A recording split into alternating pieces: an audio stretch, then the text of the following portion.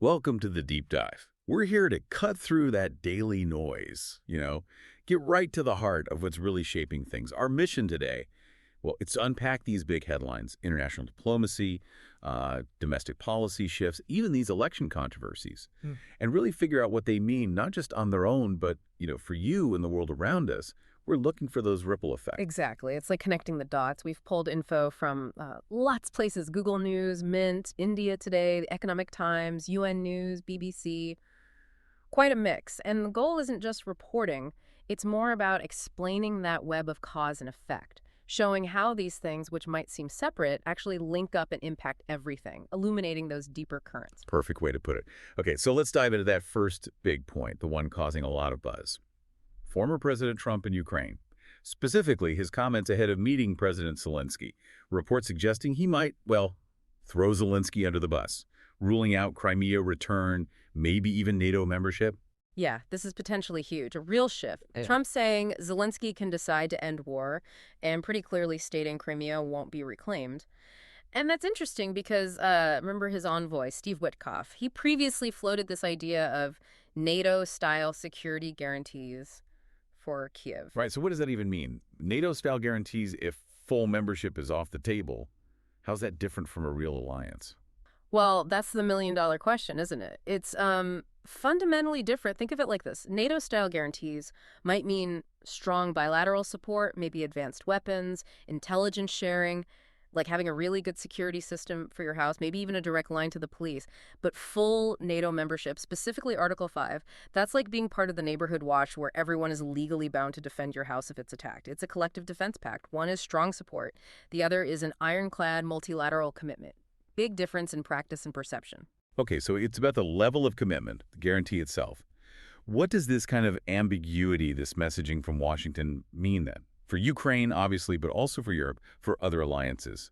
Fareed Zakaria suggested this could push countries like, say, India closer to Russia and China. Seems like the ripples spread far. Oh, absolutely. The core issue here becomes perceived reliability. That's the real currency in geopolitics. Trump's stance or potential stance, it doesn't just affect Ukraine directly. It signals something to everyone else. For Europe, it forces a hard look at their own security. If the U.S. seems less reliable, maybe they ramp up defense spending faster or, form new, tighter European security arrangements. Just strengthening their own bloc. Potentially. And for countries like India navigating this incredibly complex multipolar world, a perceived shift in U.S. priorities definitely forces them to reevaluate their own partnerships. It affects everything: trade, defense deals, diplomatic alignments. It's like bumping one piece on a very crowded chessboard. Lots of other pieces might have to move in response, sometimes in ways you don't expect right away. And speaking of that complex board, U.S. Secretary of State Marco Rubio mentioned keeping an eye on India-Pakistan every single day. He also gave some context on the Russian oil issue, why the U.S. might target India's purchases but not China's. Said hitting Chinese refiners would just blow up the global oil market. Yeah, and that really highlights the economic constraints on foreign policy. Sanctions sound straightforward, but they're not. You want to pressure a country, but you can't afford to, crash the whole global economy while you're doing it, especially not if it hurts you too. China's role in refining is just so massive. Targeting them would cause chaos, price spikes everywhere. So it's this constant balancing act. A strategic calculation weighing the punishment against the global fallout. Precisely. It shows how intertwined everything is. Geopolitics isn't just about military power. It's deeply tied to economic realities and supply chains. Okay, let's shift gears now and bring it home to India's domestic scene. Big news here. The BJP nominating Maharashtra Governor C.P. Radhakrishnan as the NDA's vice presidential candidate. This follows Jagdeep Dhankhar stepping down for health reasons. And the opposition NDA bloc, they're apparently figuring out their candidate too. Right. And, beyond just filling the VP slot, this kind of pick is always strategic, especially in India's political landscape. It's not just about the person. The sources point out that Modi's approach often involves sending messages beyond parliament, directly to the people. And this choice also considers the RSS perspective, which is key. So who they choose can signal things about regional focus, internal party balances, maybe hint at future directions. Like a chess move setting up the next few plays. Exactly. It's a move with layers of meaning aimed at different audiences simultaneously. And then there's this other big domestic story. The friction between the Election Commission, the ECI, and Congress leader Rahul Gandhi. He's making these vote chory allegations of vote theft, pointing to things like voters with 0 house numbers, names appearing on multiple lists, while the ECI is pushing back, explaining its processes, saying the rolls are sound. This is really fundamental, isn't it? It touches the very core of democratic trust. The ECI explains, look, having a 0 house number doesn't automatically mean it's a fake voter. Could be someone homeless or in a rude development without formal numbering yet, things like that. And duplication on lists doesn't immediately mean someone can vote twice. They're checks. They also mention this ongoing special intensive revision, the SIR exercise, to clean things up. But the allegations themselves, even if explained away technically, Yeah. they have an impact, right? Yeah, that's the critical point. The perception is incredibly important. When you have prominent leaders alleging vote theft, even if the ECI provides detailed rebuttals, it can still erode public confidence in the entire electoral process. That trust is fragile. For a democracy to function, people need to believe the results are legitimate. So managing that perception, ensuring transparency, and demonstrating robustness against potential fraud, it's crucial. It's like a complex financial accounting. You can have all the checks and balances, but if people feel something's wrong, rebuilding that trust is hard work. Yeah, that perception piece is key. Okay, let's move to the economy now. There's some buzz, quite a bit actually, about a potential GST cut, specifically from all cars, hatchbacks maybe, dropping the rate from 28% down to 18%. This feels like something that would directly affect a lot of people. Oh, definitely. If this happens, the effects ripple outwards. First, for you, the potential car buyer. Prices come down significantly, makes buying a first car or maybe upgrading much more feasible for many Wow, households. that's accessible, yeah. And then for the industry, manufacturers would likely see a jump in demand. That means potentially more production, which could mean more jobs.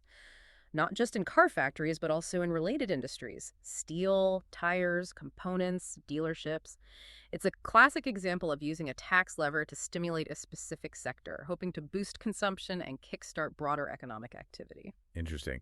And sticking with industry and innovation, there's news about Indian Oil.